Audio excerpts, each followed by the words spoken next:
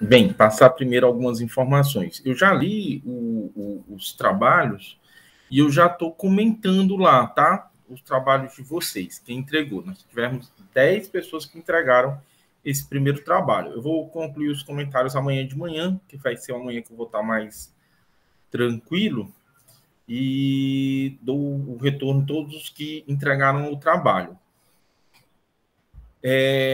Outra coisa também é que o vídeo da aula passada também já está no mural. Eu atrasei um pouquinho em colocar a apresentação e o livro dessa aula aqui, mas já coloquei lá o livro do Weber, o PowerPoint que eu vou usar agora, e também das duas próximas aulas, tá bom? Então, a apresentação e o texto da próxima aula já está lá no mural, assim como o texto da aula do dia 8. Dia 1º de dezembro, vocês estão liberados para os encontros universitários. No entanto, eu vou gravar a aula, tá? A gente já teve uma perda de tempo aí muito, né? Tivemos uma perda aí no mês de outubro, porque eu tive de férias. Já tudo bem que isso já está no horizonte aí das apresentações, vai dar para recuperar tranquilo, mas eu vou gravar a aula nesse horário, tá bom? Então, a sala vai ser aberta, vocês podem participar normalmente. E quem não puder participar vai ver depois no mural, tá? No vídeo, vou gravar e deixar lá. Os outros já estão lá, tudo bem? Alguma dúvida, alguma questão que vocês queiram colocar? Pronto. E até fiquem atentos também, porque já vamos ter uma outra atividade, tá? Possivelmente na próxima semana, sobre o objeto de pesquisa. Uma das coisas muito comuns nos exercícios é ainda coisas muito abrangentes, e a gente vai tentar trabalhar isso para montar um objeto de pesquisa um pouco mais, né, realizável. A gente vai, mas não se preocupe, a gente vai estar trabalhando isso. Tá? Bem, hoje a gente começa uma nova fase do nosso curso. A gente teve questões mais gerais, né? E hoje a gente começa a tratar de alguns pontos mais precisos, né? Já para a construção desse projeto de pesquisa, pré-projeto de pesquisa. Então, hoje a gente vai falar um pouquinho da construção do problema. O que é um problema de pesquisa na área de ciências sociais? Agora, quando eu pedi para vocês construírem temas, né? Algumas pessoas construíram temas, primeira atividade, algumas já foram construindo de uma maneira muito legal já o seu problema. Outras pessoas ainda trataram isso de uma maneira muito abstrata, muito vaga, às vezes com conceitos que são muito abrangentes.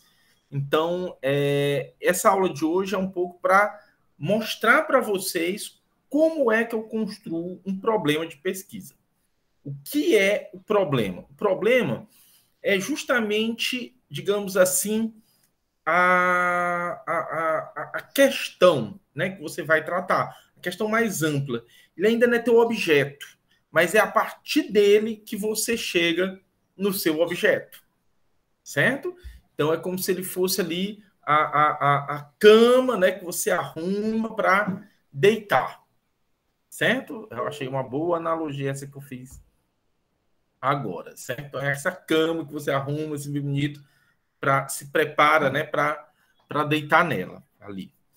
Então, como fazer isso, tá? Bem, cientistas sociais fazem suas pesquisas no mundo social. O que é esse mundo social? É um mundo constituído por fenômenos que envolvem o mundo social, ele é constituído por fenômenos que envolvem as relações, as interações, a vida coletiva, certo? Então, quando você estuda lá os textos de Marx, Weber e Durkheim, embora cada um desses autores tenha tratado de uma maneira diferente os problemas sociais, alguns até comuns, né? Todos os três estudaram, de certa forma, as sociedades modernas, industriais, capitalistas. Apesar das abordagens distintas, todos os três tinham uma preocupação comum: entender a vida em coletividade. É isso que vocês vão estudar. A vida em comum.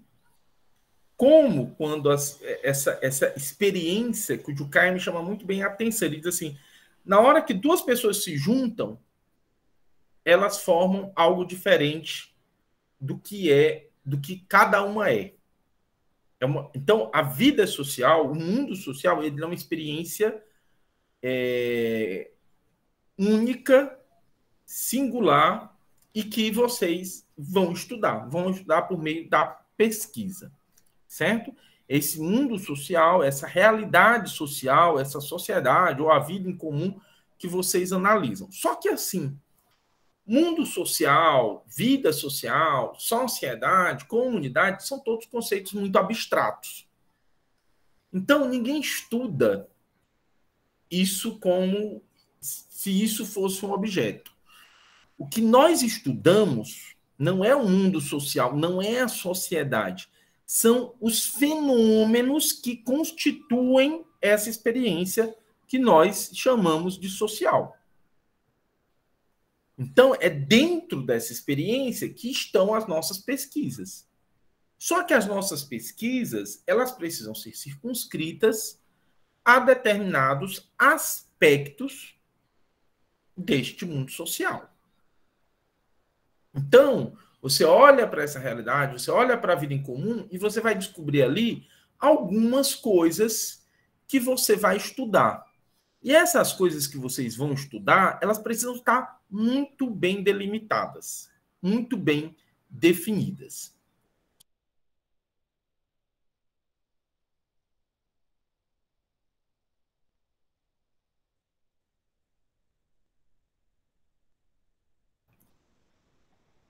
Então, para construir isso, você precisa considerar algumas coisas, tá bom? Eu posso estudar o capitalismo? Pode, assim, estudar o capitalismo. Mas o que no capitalismo? Né? Marx produziu grandes análises, estudando aspectos do capitalismo. Marx tem um texto maravilhoso sobre a mercadoria. O que é a mercadoria? Então, uma experiência, né? uma experiência do capitalismo que o Marx usa para analisar e para construir uma explicação sobre esse fenômeno mais geral. Hoje, o mundo é muito mais complexo, o capitalismo é muito mais complexo do que era quando Marx estudou no século XIX. Existiam muito menos pessoas no mundo, as cidades eram experiências ainda muito, digamos, a maior parte do mundo não morava em cidades, as tecnologias da informação ainda nem eram consideradas. Então, hoje o nosso mundo é muito mais complexo, certo? Vocês têm muito menos, talvez não tenham nem as mesmas condições de trabalho que o Marx teve, que não eram lá muito boas, né? Mas, então, tudo isso precisa ser considerado quando você vai definir, né, um problema. Aí, nessa definição, é preciso considerar que a vida, esse mundo social, ele está em constante movimento, certo? A vida segue seu caminho sem roteiro pré-estabelecido, mas com relações de causalidade e efeitos que podem ser consideradas pelo pesquisador ou pesquisadora interessado em questionar o mundo. Então, assim, eu já falei disso aqui, né? Vocês não têm a mesma possibilidade de um cientista da computação, de um físico, de um biólogo, de pegar ali a experiência e tratar dessa experiência em um ambiente controlado. Cientistas sociais não têm como fazer isso. Certo? Professor, mas eu quero estudar o Big Brother. Então, Big Brother dá para estudar num ambiente controlado.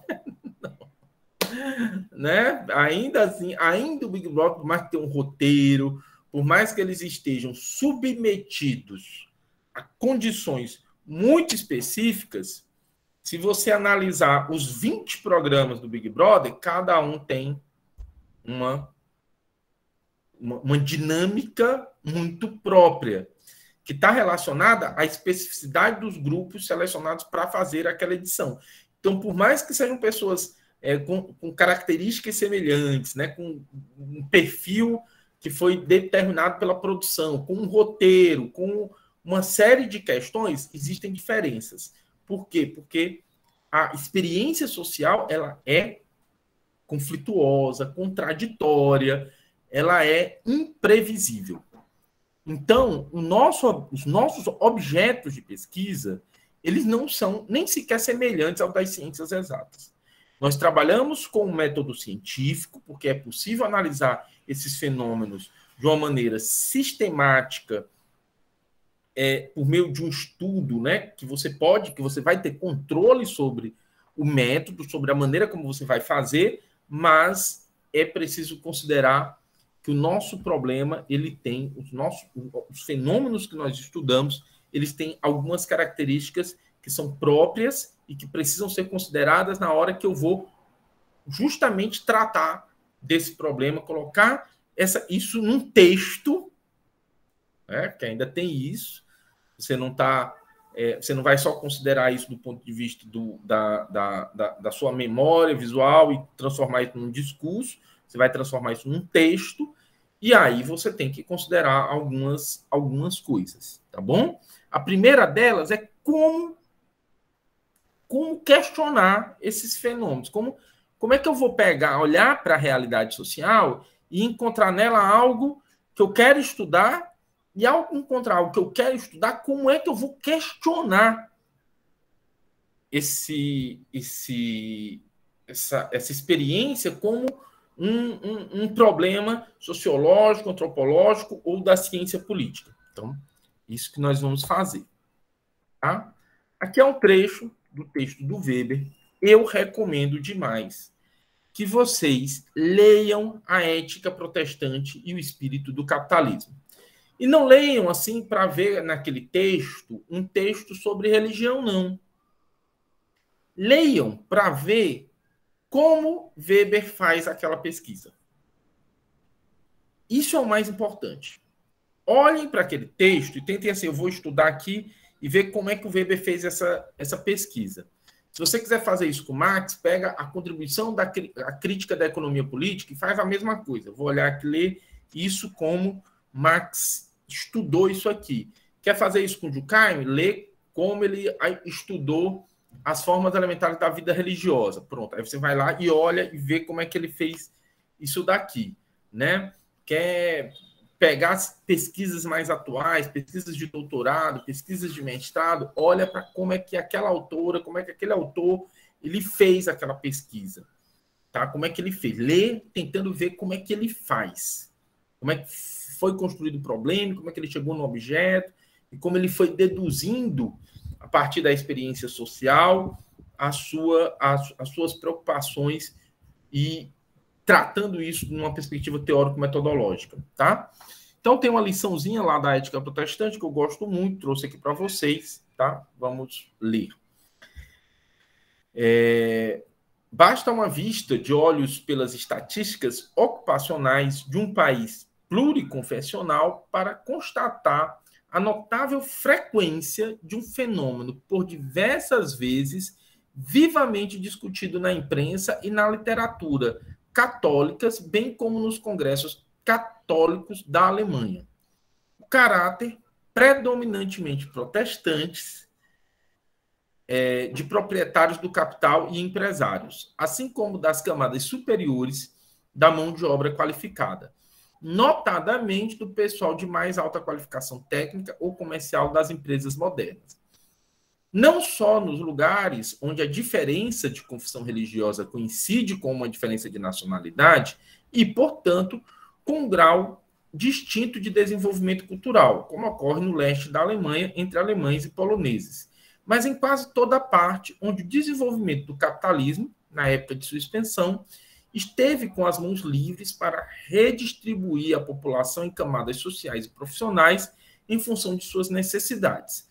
E quanto mais assim se deu, tanto mais nitidamente esse fenômeno aparece estampado em números na estatística religiosa. Está claro que a participação dos proprietantes na propriedade do capital,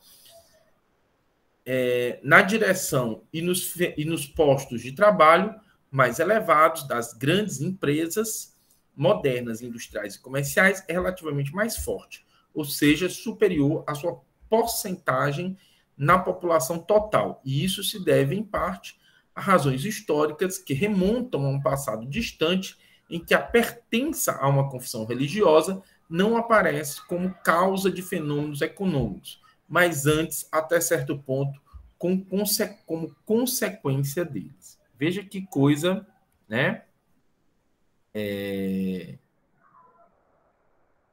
Interessante tem nessa passagem. Vocês conseguem... a passagem despertou a atenção de vocês? Vocês conseguiram enxergar aqui um problema nesse caso sociológico?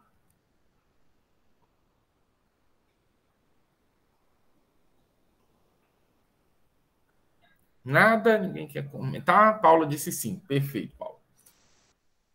O Weber vai pegar estatísticas e questões que são discutidas em um congresso de católicos na Alemanha. Qual é? Os protestantes, eles ocupam predominantemente uma posição de mando, né, nas grandes empresas, quando comparados com os católicos.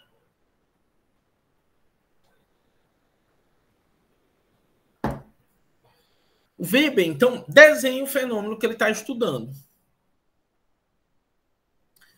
Quando vocês forem ler o livro, vocês vão ver que o objeto de pesquisa do Weber é o seguinte: ele quer compreender a relação entre uma ética protestante e o espírito do capitalismo. E aí ele explica no livro o que é essa ética protestante e o que é esse espírito do capitalismo. Pega textos, né, e começa a analisar textos religiosos, fundamentados em valores religiosos, e começa a analisar a partir... Ele pega lá o discurso do Benjamin Franklin, né, sobre como é que você pode poupar, como é que você deve se comportar para ter muito dinheiro, e ele começa a analisar e comparar e fazer uma relação entre as coisas. Certo? Então, veja bem, embora esteja lá fórmulas muito abrangentes, o problema do Weber é muito preciso. E os próprios materiais sobre os quais ele vai se debruçar também são muito bem definidos ao longo do texto. Então, veja como, né, ele transforma um problema do mundo social em um problema de pesquisa. Esse livro é excelente para mostrar a vocês como fazer isso. Ele é um exemplo.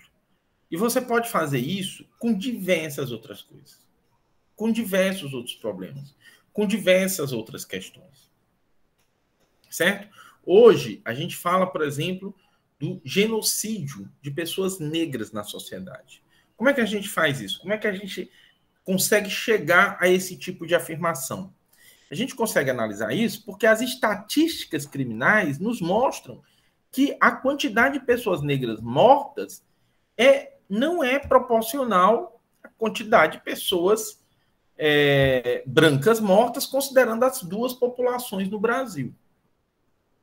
Então, a gente tem um fenômeno. E aí a gente pode se perguntar como é que isso acontece na periferia tal, na realidade de Fortaleza, na realidade de São Paulo, enfim.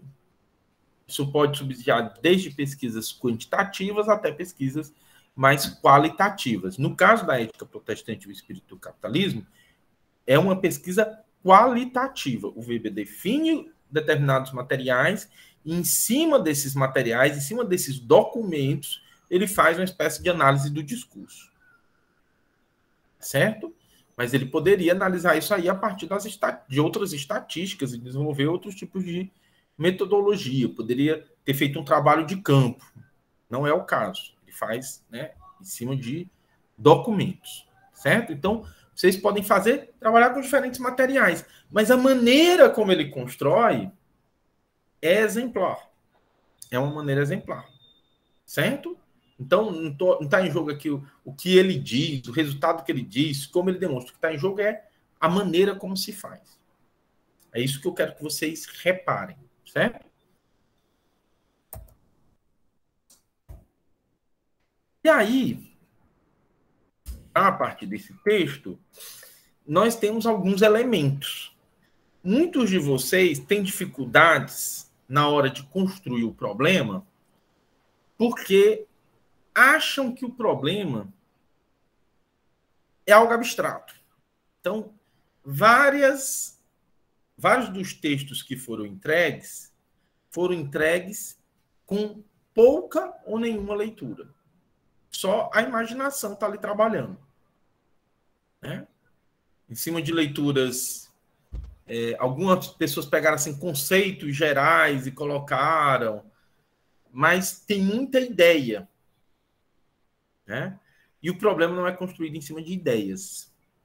As ideias podem até ser um elemento da construção do problema, mas não é uma ideia, certo? Então, para fazer uma problematização interessante do seu pré-projeto de pesquisa, você precisa de dados, você precisa de boa informação. Lá no textinho que a gente viu do Weber, nesse trecho, o Weber está trabalhando com o quê? Ele traz aqui estatística, né? Ele faz uma menção à estatística, que não aparece aqui, mas aparece em outras partes do texto, aparece nas muitas notas. Vocês viram que tinham números que eu até fui e apaguei, né? Que estava ali muito difícil de visualizar, mas ali são notas que estão lá no final do texto, né? Então ele faz muito isso, coloca muito isso em notas, mas aqui ele faz uma referência às estatísticas. Ele foi lá e olhou estatísticas. Ele faz referência a discussões que acontecem em congressos católicos. Então ele está trazendo informação para subsidiar a maneira como ele constrói o problema de pesquisa. Ele não está só, né, trabalhando com a imaginação dele. Ele está trazendo informação, ele está trazendo essa informação para o trabalho, ele está trazendo essa informação para perto. O leitor já tem aqui duas informações muito importantes. Esse fenômeno tem dados estatísticos que mostram que ele existe, e esse fenômeno é discutido por pessoas em espaços como um congresso, espaços de interação, de relação social. Certo? Então, ele está trazendo aqui informação, está trazendo aqui elementos da realidade que nos ajudam a entender essa realidade, certo? Todos vocês podem fazer isso. Então, quando eu peço problema para vocês, eu não quero lá só a ideia de vocês. Eu quero uma descrição do fenômeno. Eu quero ver o fenômeno. Eu quero dizer assim, olha, ali no trabalho da Lara tem um fenômeno bem desenhado. Ali no trabalho do Paulo eu consigo enxergar. Isto existe, isto acontece. Ah, mas eu falei do problema tal e tal, tal, tal. Certo, você pode até ter falado de um problema que eu sei que existe, mas no texto não está demonstrado. E o texto tem que demonstrar. A Amazônia é um território muito castigado pelo poder público. A Amazônia é um território ignorado pelo poder público. Todas essas... Essa ideia eu consigo. De fato, a Amazônia é um território invisibilizado, negado. As populações da Amazônia sofrem violências físicas, né? Sofrem a negligência e a omissão do poder público. Então, existem uma série de coisas que eu sei. Mas na hora de construir o meu problema, eu não posso partir da ideia de que eu sei, as outras pessoas sabem.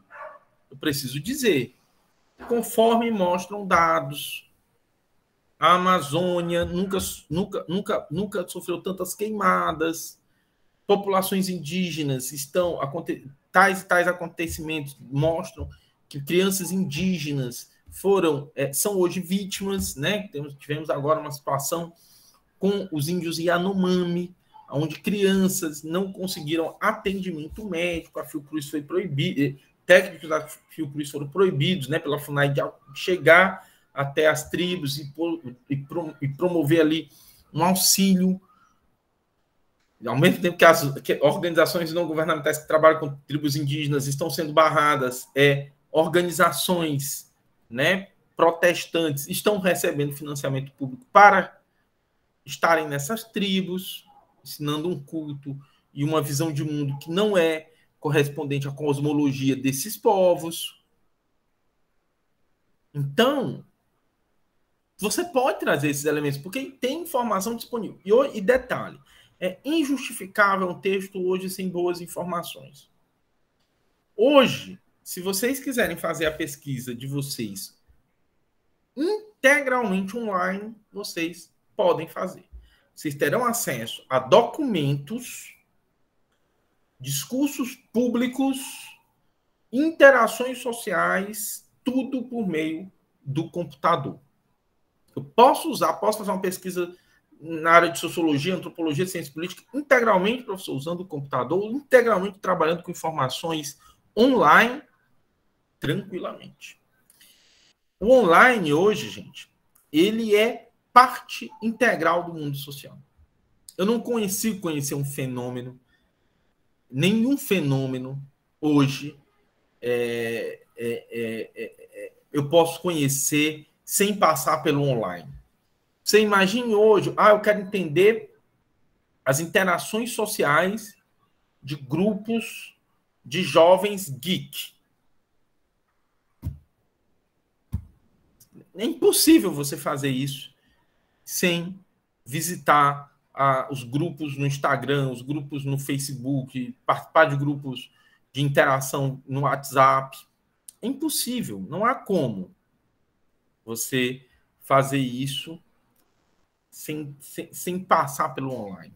Então, vocês têm acesso à informação de qualidade, certo? De boa qualidade ali pelo celular.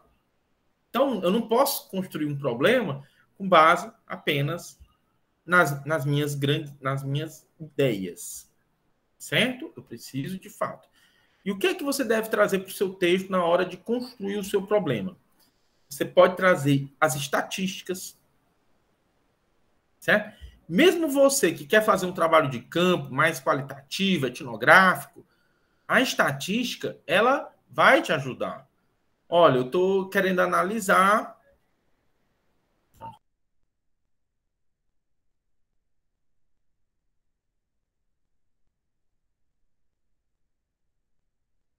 Então, você pode trazer uma estatística. Você está estudando, eu vou fazer um trabalho de pesquisa numa unidade de socioeducativo ou numa prisão.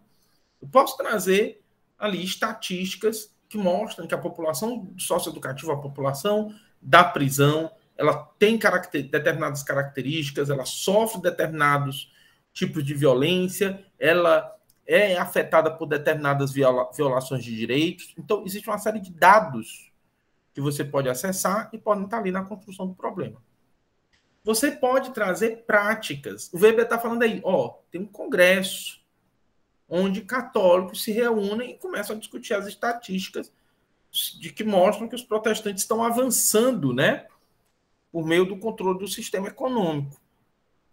Então, você está lá, quer fazer uma pesquisa sobre a violência contra pessoas transgêneros, pessoas contra travestis, contra pessoas casos de LGBTfobia. Então, você pode trazer esses dados, você pode trazer um caso emblemático de grande repercussão social, e isso pode ilustrar o teu problema, certo?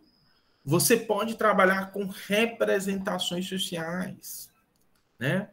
Você está trabalhando, você quer analisar casos de racismo. Então, você pode trazer representações que mostram, né, a repercussão de formas de racismo, podem ser implícitas, né, que podem estar, inclusive, em atitudes relacionadas à branquitude, quando você tem a repercussão de determinados casos, que no meu campo, né, sempre dou muito exemplo, né, é muito visível, né, como casos que envolvem a morte de pessoas brancas de um determinado classe social, eles repercutem, enquanto outros casos que envolvem a morte de pessoas negras das classes marginalizadas, eles não vão repercutir da mesma forma, né? Nós tivemos a morte do menino Juan, um caso no Mucuripe, onde ele foi baleado pela polícia quando chegou. Tivemos depois o caso do Misael, um jovem também na periferia, morto dentro do seu quarto pela polícia. E você vê que esses casos não, eles repercutem até no Ceará, dentro dos grupos de direitos humanos, mas eles não têm uma ampla repercussão social. Eles não se comparam, por exemplo, com casos como a morte do João Hélio, a morte da Isabela Nardoni, crianças brancas, né? Agora, né, a morte do menino, né, que foi morto por aquele vereador, e você vê que são casos sempre que envolvem crianças brancas, né? Não que eles não sejam terríveis, não que eles não mereçam a nossa atenção e o nosso repúdio, mas é muito...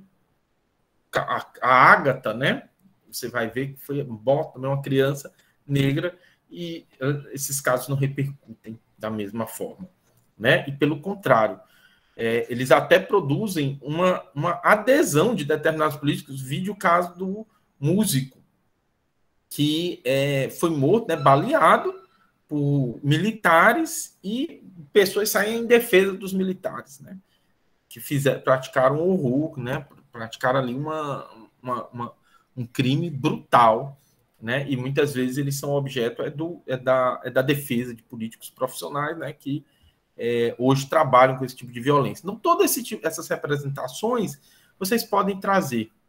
É interessante trazer conceitos. Pode, você também pode trazer um conceito. Agora, se o conceito ele vem também sozinho no texto, sem estatística, sem prática, sem representações, a não ser que seja um trabalho mais teórico. Aí você traz teoria, traz os conceitos, né? Eles podem estar lá e podem também estar no problema, certo? Desde que também eles dando, né, ajudando ali a mostrar aquela experiência social que você quer estudar. Esse, claro, é um trabalho mais teórico, né? Você quer analisar aquele conceito, aquela teoria, ele vai ter que estar ali no problema. E achados científicos. Você pode se valer muito na construção do seu problema das pesquisas que vieram antes da sua, certo? Então, você, olha, lendo a pesquisa de tal autor, eu observei que ele entendeu isso, isso e isso. E eu acho que é importante, no interior dessa análise, estudar isto, isto e isto. Então, é super legal, você pega um autor, pega uma autora, pega alguém que fez uma pesquisa, né? Sei lá, sobre torcida de futebol no Ceará, e aí essa pessoa analisou e descobriu determinadas coisas ali no comportamento dessas torcidas, e a partir daquela pesquisa você sentiu a necessidade de estudar outros aspectos que não foram contemplados por essa outra pesquisa. Então, você traz ela para justamente mostrar ali as lacunas e onde sua pesquisa vai começar. Então, é uma ótima forma também de construir a problematização. Então, todos esses são maneiras como você pode construir o problema, que são bastante bacanas, e que o seu projeto com certeza vai ser um pré-projeto, ou um projeto que vai ter digamos assim, um bom impacto, uma boa leitura, né? A pessoa que lê vai ver o problema construído e vai entender, e possivelmente, né, no caso de uma seleção, você vai ser muito bem avaliado. Quer alguma dúvida, alguma questão em relação a esses pontos? Vocês estão totalmente satisfeitos, né? Perfeito, Lia. Pois então, pronto. Eu vou terminar a aula aqui. Obrigado. Brincadeira. Outra coisa muito importante, tá? É muito comum que no problema, às vezes, sobretudo nesses primeiros projetos, vocês venham assim com muita certeza. Bem, no projeto de pesquisa, a ciência, né, ela já trabalha com a possibilidade de falseamento, ela já trabalha assim, já é uma leitura diferente, né? Nós não estamos trabalhando com verdades absolutas, nós trabalhamos com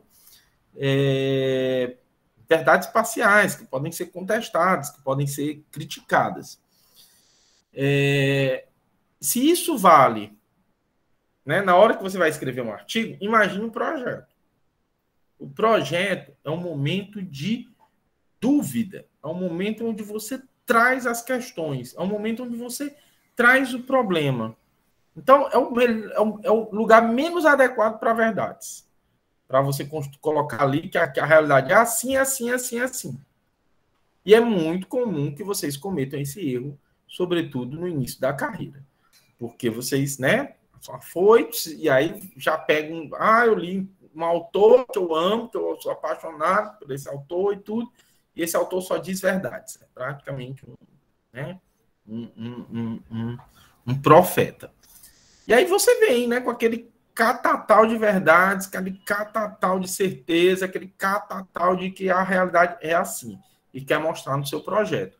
É um passo muito certo para o fracasso, porque, em geral, no projeto a gente quer ver um problema, certo? Então, todas as práticas e representações com que você trabalha, ali, elas podem e devem ser questionadas no seu projeto. Elas não podem estar ali como um objeto sagrado, assim, que você não vou reproduzir aqui tudo que esse autor está dizendo, porque ele só diz tudo que está certo, a realidade é assim. É muito complicado. Nós estamos vivendo um momento em que a polaridade, né, no campo político, ele também repercute no campo da ciência. Então, assim, a gente começa a ver no campo das ciências sociais muitas pessoas cheias de certezas e posições e pouco espaço para relativizar, pouco espaço para questionamento, pouco espaço para crítica, pouco espaço para o contraditório. Então, isso não é tão legal. A pesquisa, ela precisa trabalhar com coisas que podem ser questionadas, porque senão você vai fazer pesquisa para quê? Se você já sabe, se o autor tal já disse o que era a verdade, então você não tem muito o que questionar, né? É só ir afirmando aquilo como se fosse a verdade absoluta. E na ciência, na verdade, não existe lugar para verdades absolutas. Ou você pode questionar o mundo social, ou é melhor não fazer pesquisa, fazer outro tipo de trabalho que é justo, é bom, é necessário e vale muito, certo? Nós não fazemos nada que tenha um valor maior do que os outros saberes. Nós somos um saber, nós somos um campo de saber. Nem é melhor, nem é pior. Agora, tem suas características. Então, assim, é complicado eu tentar trazer uma verdade religiosa para um campo que questiona e que coloca em dúvida as coisas, tá? O mundo é atravessado por fenômenos e mediações. Nada é absoluto no mundo social. A gente vive também em função de muitas contradições do mundo social, a gente, né, vem trabalhando com muitos elementos de certeza, de verdade. Tal. O mundo social ele se move de maneira muito relativa, certo? As pessoas são atravessadas por contradições, o mundo da rede social e da internet, ele traz muito isso assim, né? Você pá, e tudo parece muito ali como se eu pudesse aplicar aquele rótulo e pronto, é aquilo e tal, né? Você está lá na luta política, no campo da luta política, né? Eu sou uma pessoa que uso nas minhas redes sociais muito nessa disputa, né? De narrativa e de realmente mostrar que esse governo é uma tragédia e tal. Agora, isso é uma característica do campo de luta.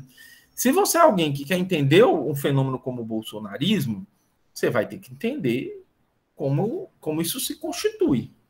E se você quer entender como isso se constitui, você precisa entender que aqueles valores e aquelas representações, elas fazem sentido para aquele pessoal. Existem causalidades, existem efeitos sociais, e você é a pessoa que vai tentar entender isso. certo? E aí você vai cruzando as coisas. Você vai entender que nem todos os apoiadores do Bolsonaro são bolsonaristas. Existe um fenômeno, né, do próprio efeito, né? O PT, ele passou 14 anos no poder. Então, ele sofre um desgaste natural de uma posição do poder. Possivelmente o Bolsonaro não vai chegar nem à metade disso. Né? Já com 2 anos já se torna insuportável para boa parte da população. Mas é isso. O poder, né? Você imagina, tem uma geração de pessoas que nunca viu outro governo, que nunca entendeu. Então, você pode ser aquela pessoa que vai entender esse fenômeno, que vai chegar e dizer assim, olha, eu fui estudar o eleitorado bolsonarista e deduzir que não, boa parte desse eleitorado não é convencido pelas ideias do presidente. Ele é convencido porque ele está cansado, ele tem uma outra experiência, ele vê uma negatividade muito grande nessa experiência de poder e ele reagiu a isso. Então, você vai estar possivelmente contrariando, né, as pessoas que têm não querem ali um discurso mais agressivo de enfrentamento. Mas é um ônus de uma pesquisa séria. Você não pode fazer uma pesquisa, fazer um conjunto de entrevistas, aplicar um determinado número de questionários, chegar a uma determinada informação e dizer aquilo que as pessoas querem ouvir de você. A ciência, ela, infelizmente, assim, a gente não vai ter milhões de likes, sabe? Não tem, assim, não vai ter. Porque o nosso discurso é chato, assim, para dizer o mínimo, né?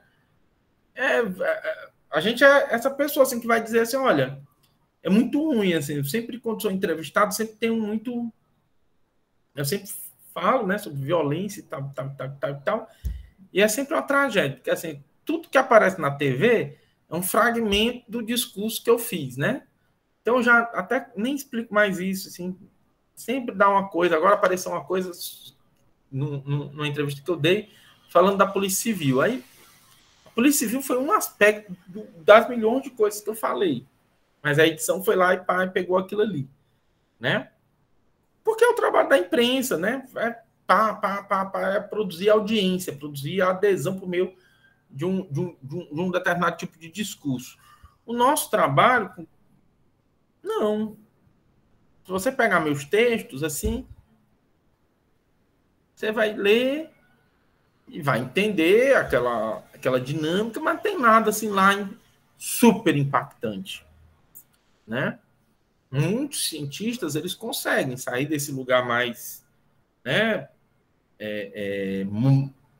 mais relativista, mais morno da ciência, para ir para subir a temperatura, para uma temperatura mais quente, né? Consegue fazer uma transformação, escrevem livros e transformam muito desse saber em uma coisa mais popular. E é muito legal, é muito importante que isso aconteça.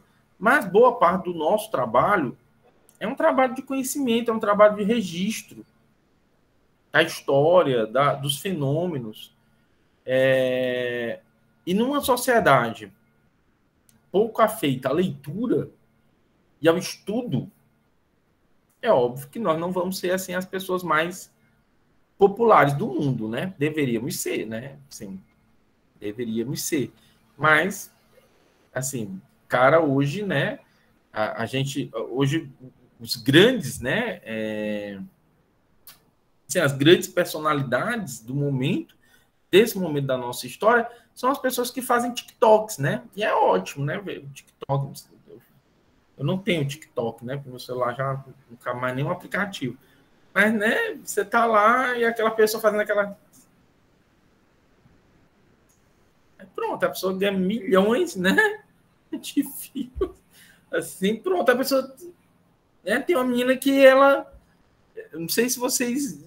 Né, que faziam uma música, ela dançava a mesma música no mesmo canto, do mesmo jeito, com roupas diferentes. E pronto. A menina tinha milhões de coisas. Você fica ali, você vê, é super gostoso. Eu perco tempo, assim, eu adoro as redes sociais, adoro essas coisas e tal. Agora, sabe, a gente vai conseguir chegar a esse grau de popularidade? Vamos tentar. Eu acho que a gente precisa, eu acho que a gente ainda precisa. Eu espero ver muitos de vocês fazendo canais no YouTube, fazendo canais no TikTok. Eu acho que vocês vão ser as pessoas que vão trabalhar com essas linguagens. Hoje tem pessoas muito qualificadas na área de ciências sociais que estão conseguindo trabalhar bem com essas linguagens e que já começam a repercutir de uma maneira bacana, assim,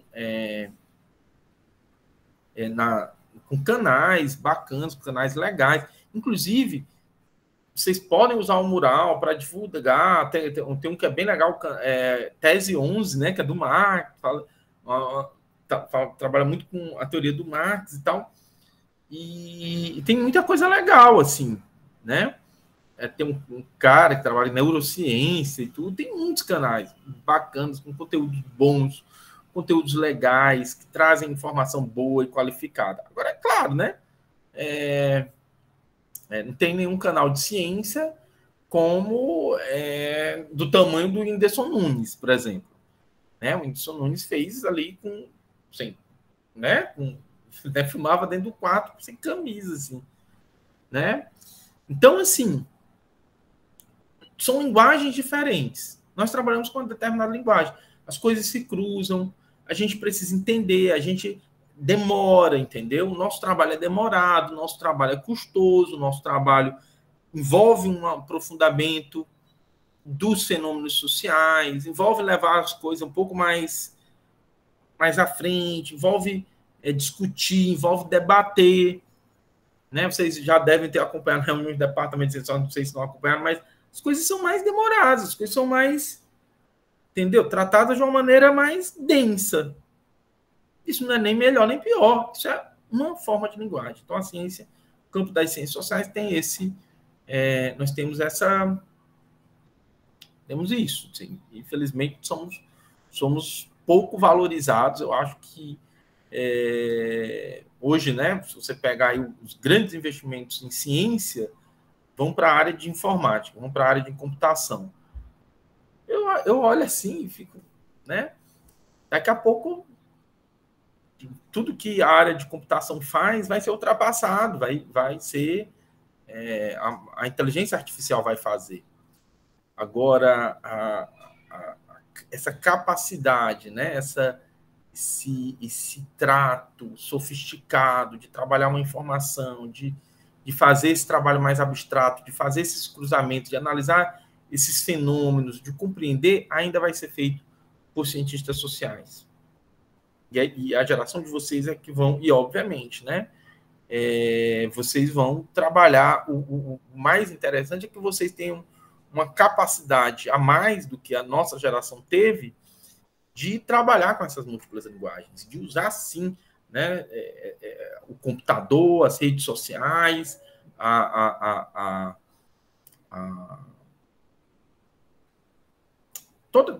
todas essas ferramentas para difundir a ciência, para difundir a boa ciência, para difundir o conhecimento. Então, eu acho que é algo muito importante. Eu espero ver vocês fazendo isso, tá? Espero ver aí um canal arrasador, milhões de views e likes e seguidores, né? Das maiores e melhores cientistas sociais desse país, tá? E aí, uma das coisas que até se perdeu hoje muito é que as contradições, elas são parte da experiência social, né?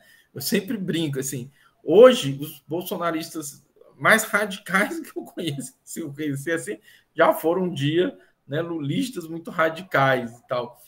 E é incrível, assim, a sociedade é composta por essas contradições, certo?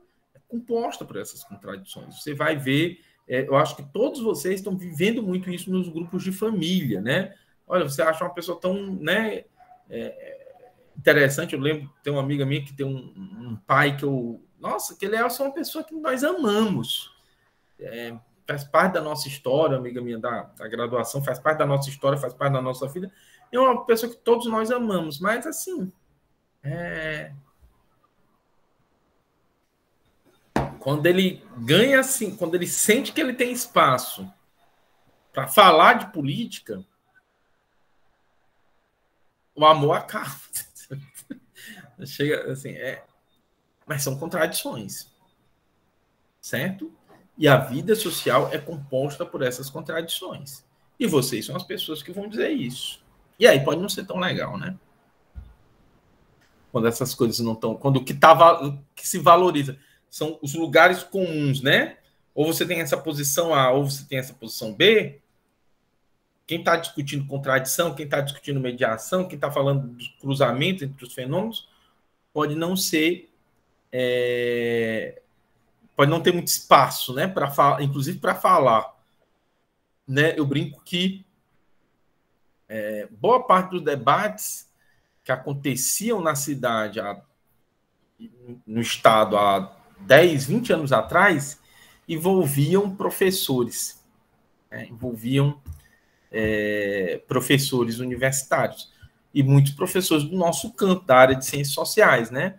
Hoje você vê uma discussão, abre-se uma discussão e você não vê um professor ali, né? A pessoa são só, né, personagens do mundo político, do mundo das identidades. Aí abre-se espaço para as identidades, abre-se espaço para as questões, para políticos mesmo, abre-se espaço para pessoas das redes sociais, e muitas vezes você não tem, né, pesquisadores e professores, né,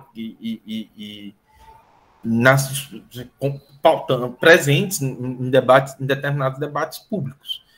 É um sinal dos tempos, faz parte, as pessoas estão esperando, é mais posição, mais embate, mais polêmica, né? Isso quer dizer, se você não é polêmico, você não consegue, né? Enfim, é uma coisa, mas isso são coisas que vocês precisam considerar e, sobretudo, na hora de construir os problemas de vocês, porque vocês vão ser cientistas sociais, certo? Alguns vão para outro caminho, mas aqueles que quiserem fazer ciência vão ter que considerar esses elementos. Tá bom? Só um minuto, eu vou só pegar uma água.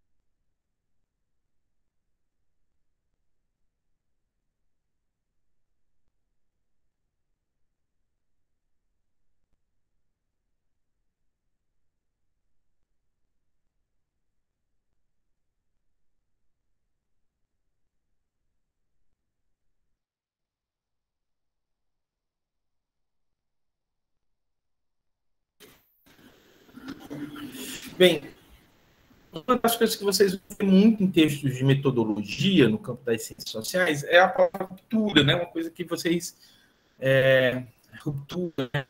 Ruptura com o próprio saber douto. E aí a frase do Bourdieu que eu gosto muito que é essa, né? O fato é conquistado contra a ilusão do saber imediato.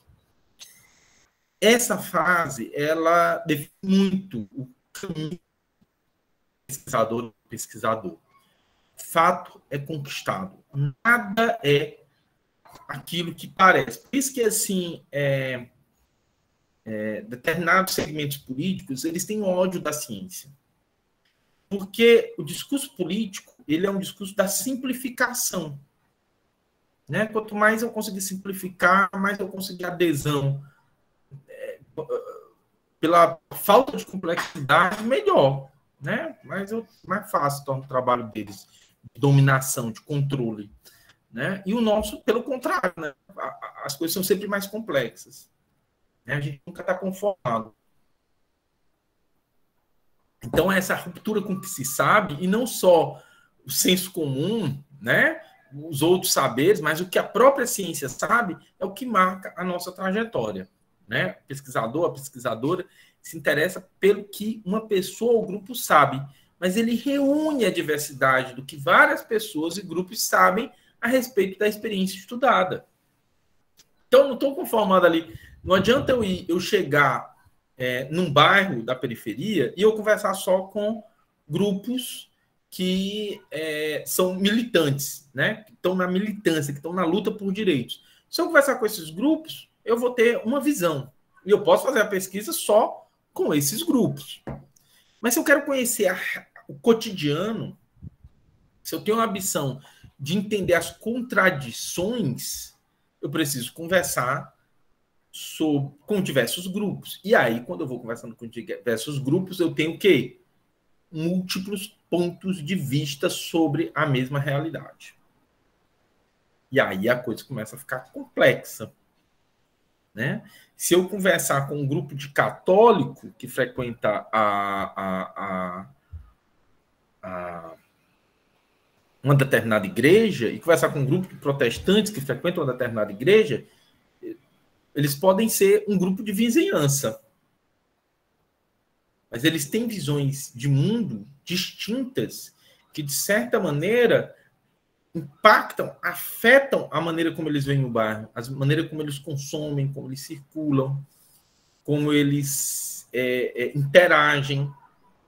Então, eu tenho uma multiplicidade de pontos de vista. Então, eu preciso saber que, por mais que eu tenha mais simpatia por um determinado grupo, eu preciso entender que eu tenho várias linguagens, eu tenho várias possibilidades, certo? As movimentações sociais não são lineares e suas explicações não são unidades coerentes e assimiláveis como em modelos normalizados ou investidos de utopias próprias das lutas políticas.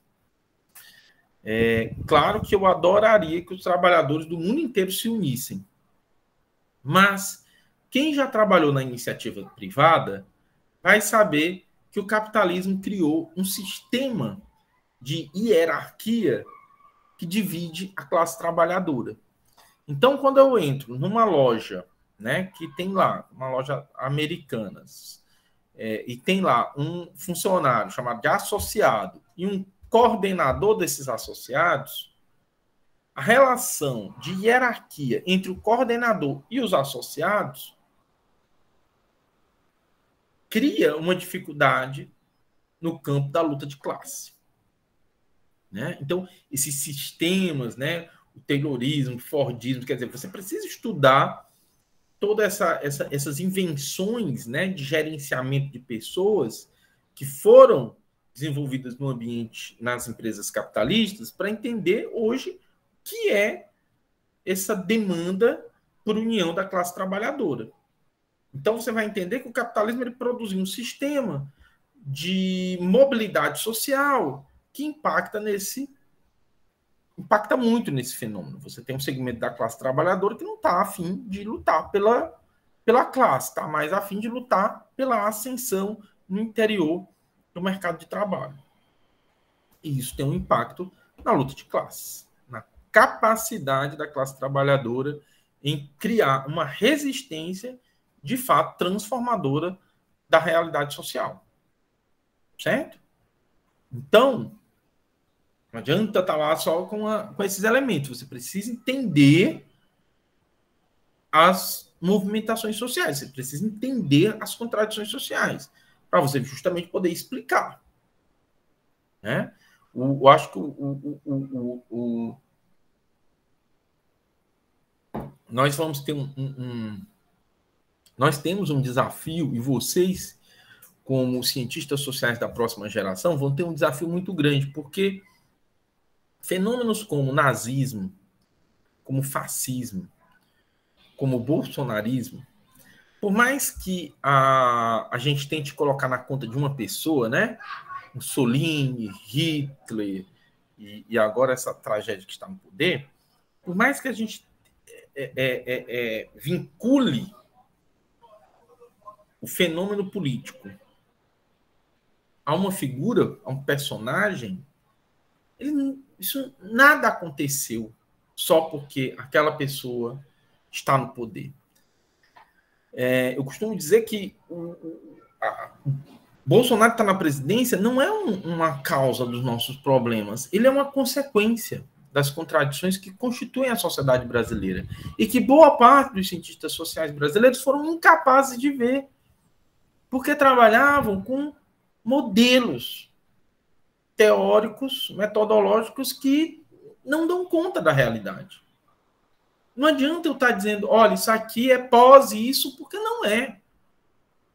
A sociedade brasileira é uma sociedade, de fato, conservadora, de pessoas com superstições religiosas, com vinculações religiosas, com uma rotina que não desejam uma transformação e dentro das próprias camadas populares existem elementos conservadores poderosos hoje que, sabe, nos levaram a isso.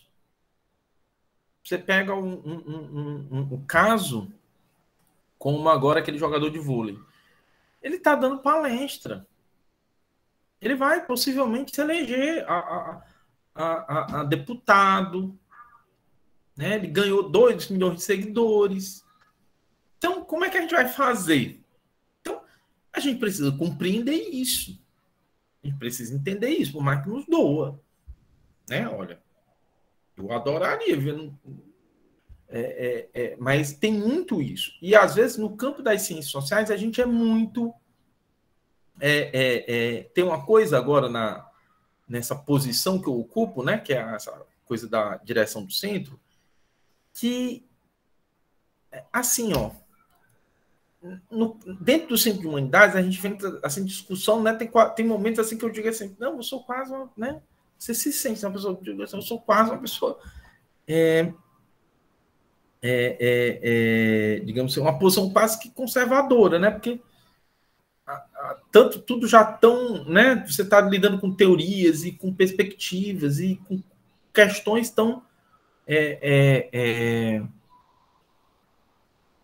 complexas e de uma perspectiva cultural tão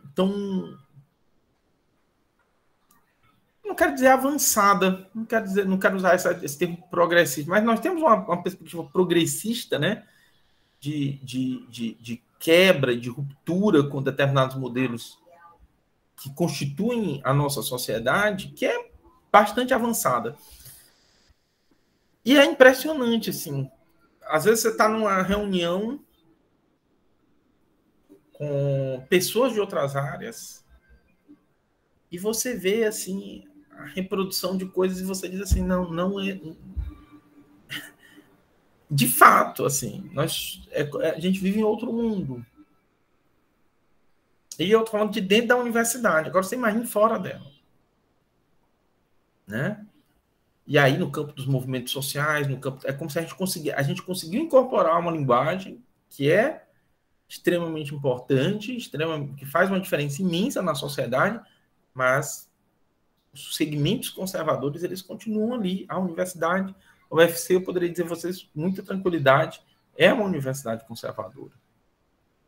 Né? Nós tivemos aí, passamos por um processo de escolha, né, do atual reitor, que passou por cima de tudo, de toda a votação da comunidade, passou literalmente por cima da comunidade acadêmica, e hoje a universidade, assim, a maior parte dos setores da universidade se acomodaram a essa gestão. Então, e a gente paga até hoje, né, um preço no CH por isso, né, por ter tentado discutir, por ter tentado defender uma perspectiva democrática, né, de respeito à comunidade, mas que... Então, essas contradições. É preciso, para fazer pesquisa, sair um pouco do plano das utopias para entender como é que essas coisas se movem. E entender que sim, que as utopias ajudaram a construir esse mundo. Porque, muito provavelmente, mesmo com toda essa dinâmica conservadora, as próximas gerações vão incorporar muito da visão progressista construída no campo das ciências sociais. Isso vai transbordar. Por mais que esse Maurício esteja fazendo isso, né, que ele tenha conseguido adesão, a crítica, o que aconteceu com ele, vai transbordar. Cada vez mais homofóbicos se sentirão e precisam se sentir constrangidos. Né? E é muito importante que, do ponto de vista da luta, a gente reafirme essas posições. O que eu estou dizendo é que, neste mundo, há elementos que não se encaixam nesses modelos e vocês precisam compreender por que isso acontece. Certo? Não há muita saída se a gente não consegue entender isso.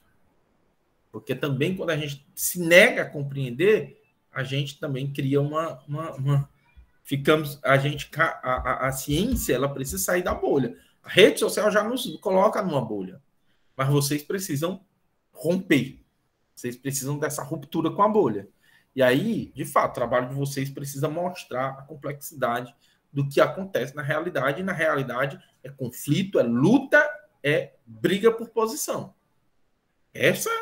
A dinâmica social é isso. A dinâmica social não é a acomodação a uma visão de mundo que, de certa maneira, pode, muitas vezes, contemplar as nossas expectativas, mas o mundo social, ele é contraditório. Ele se move em luta, ele se move em movimento de contradição o tempo inteiro.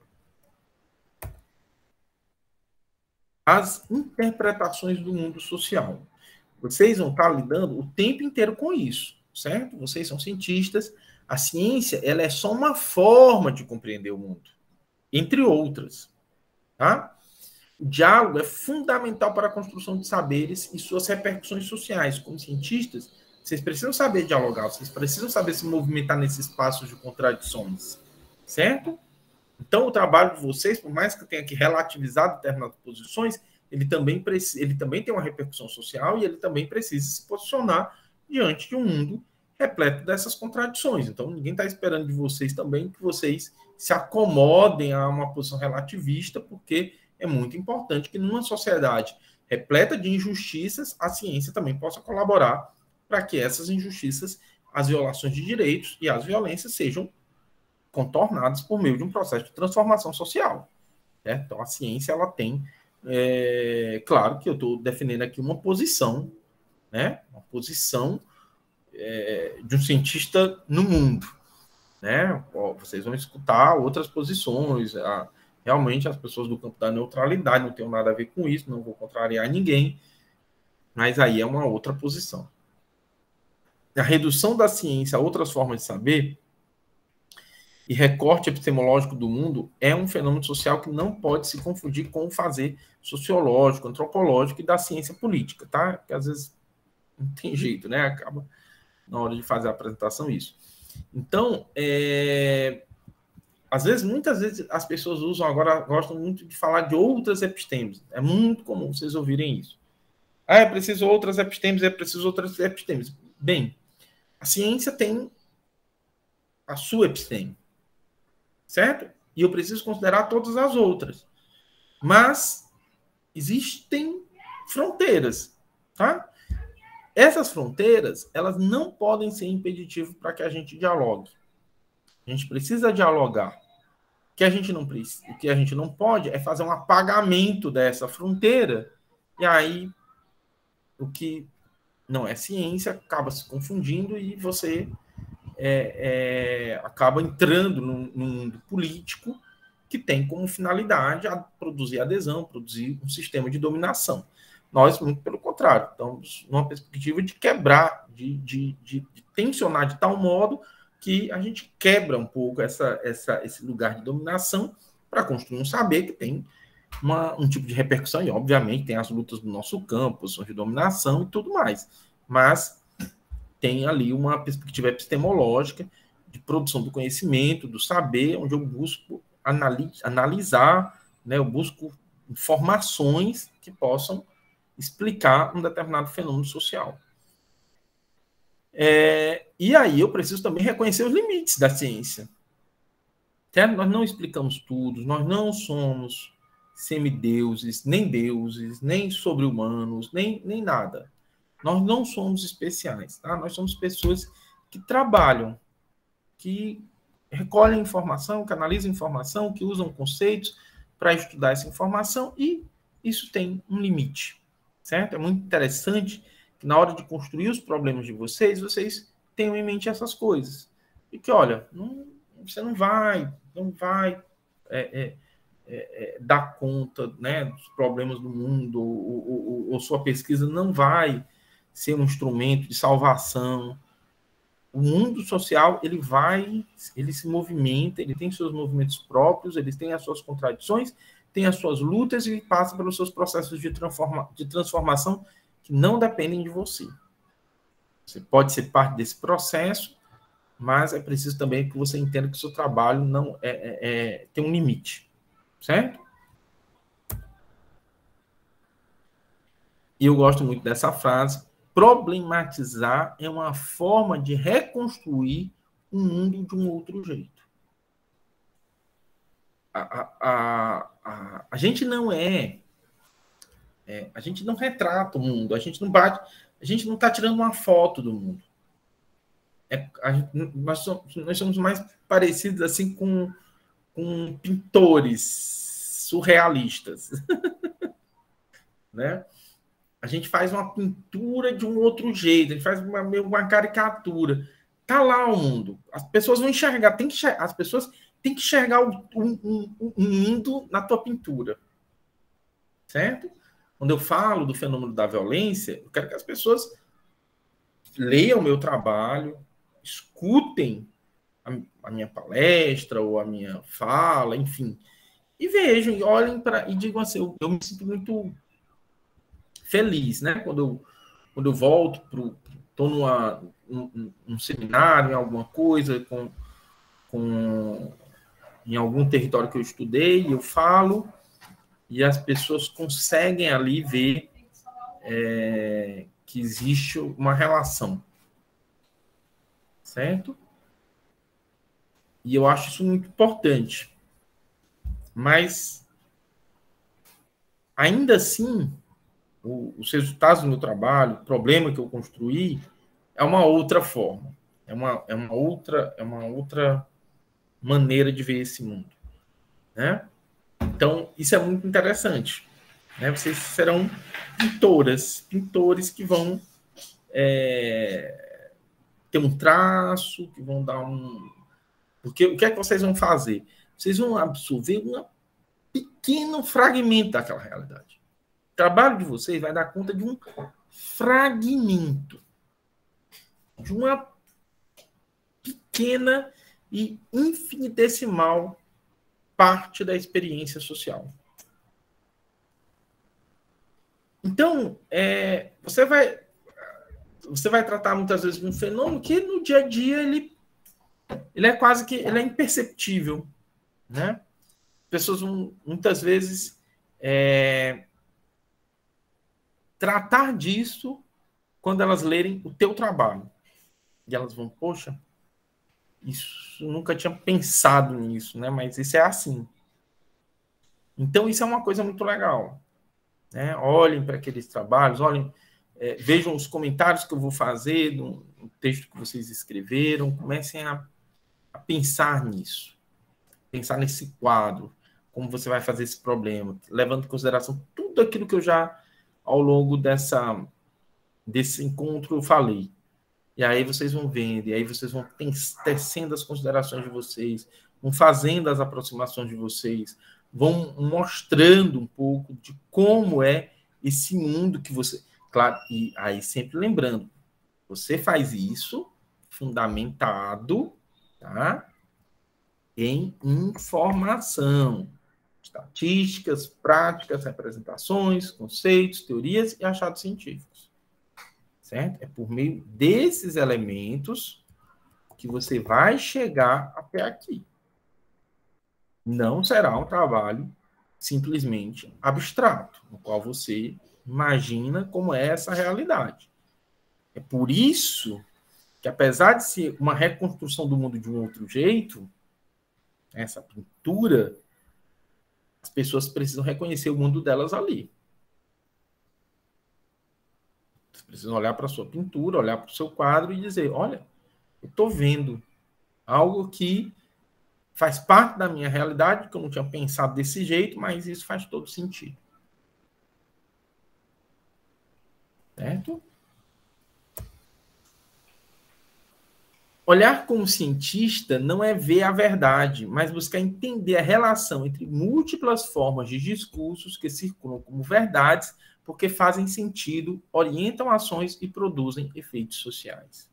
Claro, eu estou trazendo aqui uma visão mais fenomenológica da ciência, né? De uma ciência mais empírica, de uma ciência que se preocupa em entender a experiência, certo?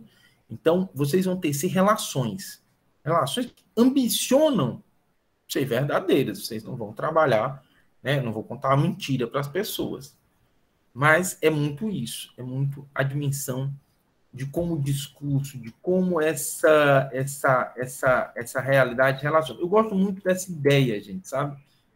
De não é nem a relação, são as relações, né? Mas buscar entender as relações.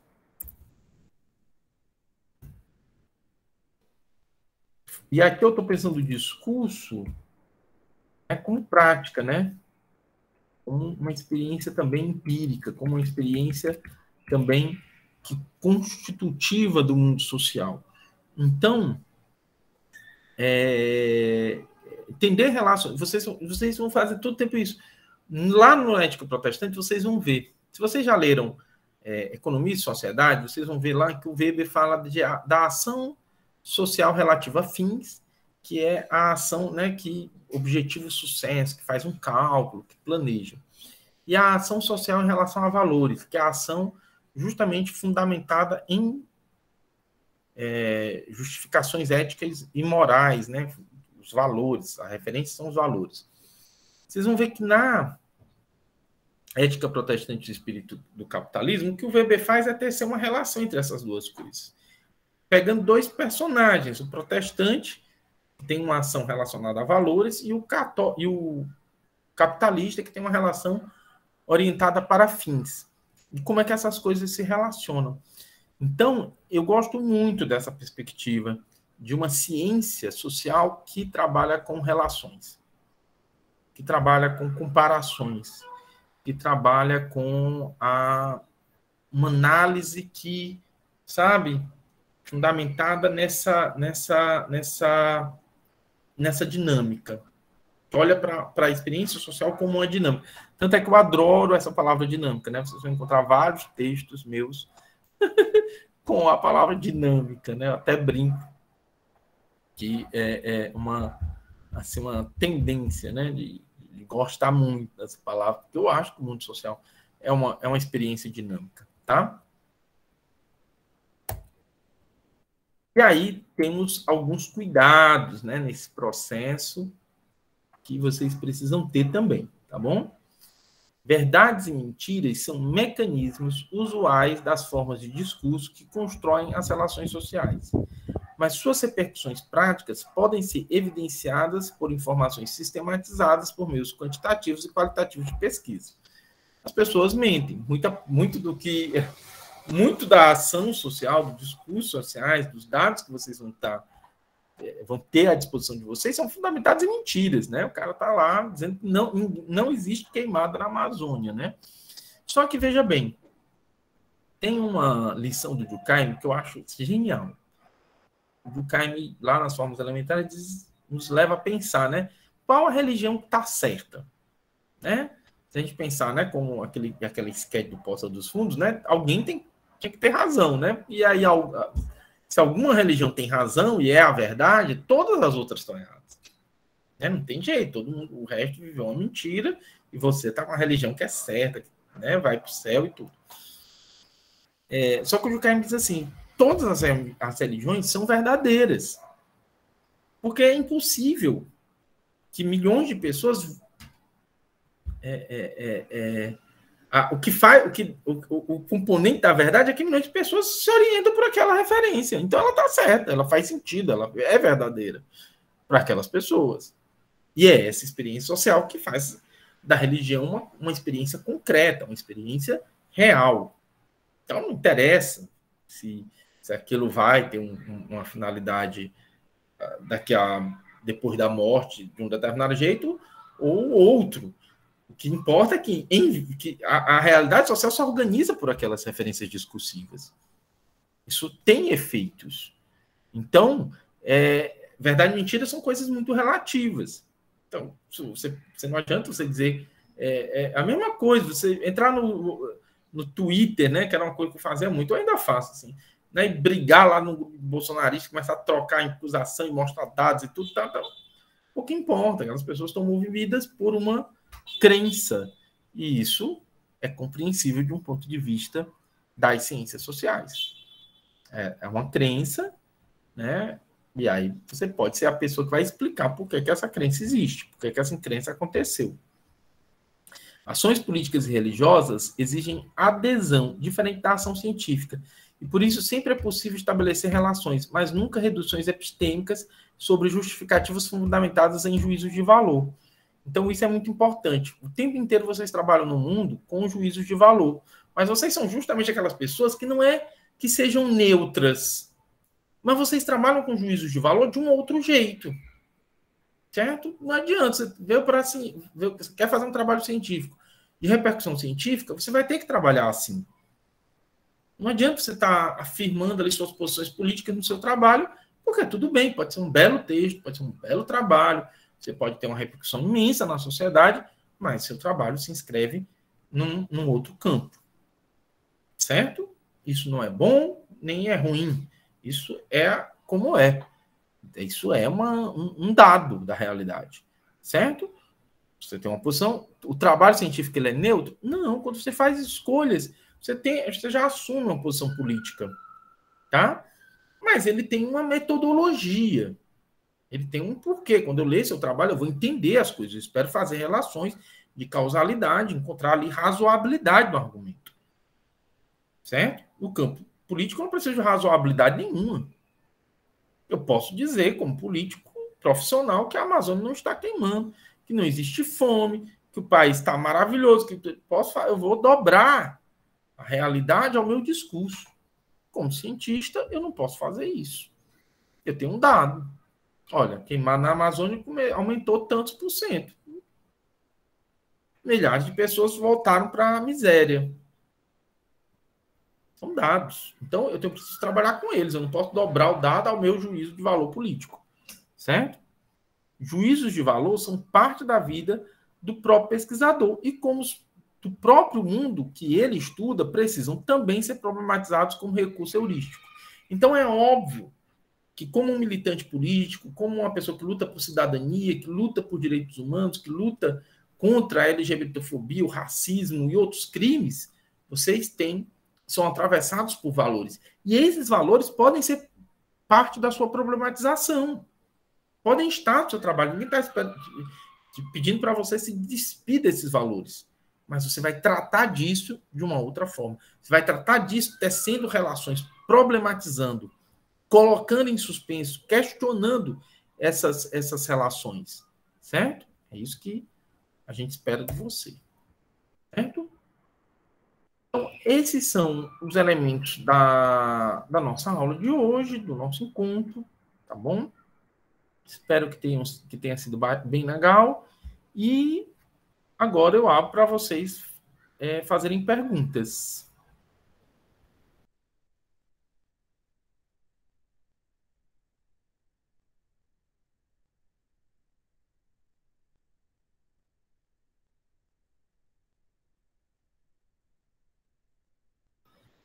Bem, se não tem perguntas, vocês adoraram, né? Aula perfeita. É isso, né, gente? É difícil. Um dia vocês vão chegar a esse nível de perfeição, de dar uma aula assim, pronto, ninguém está ótimo. Vou encerrar a gravação, vou encerrar a aula, porque, né, não temos dúvidas.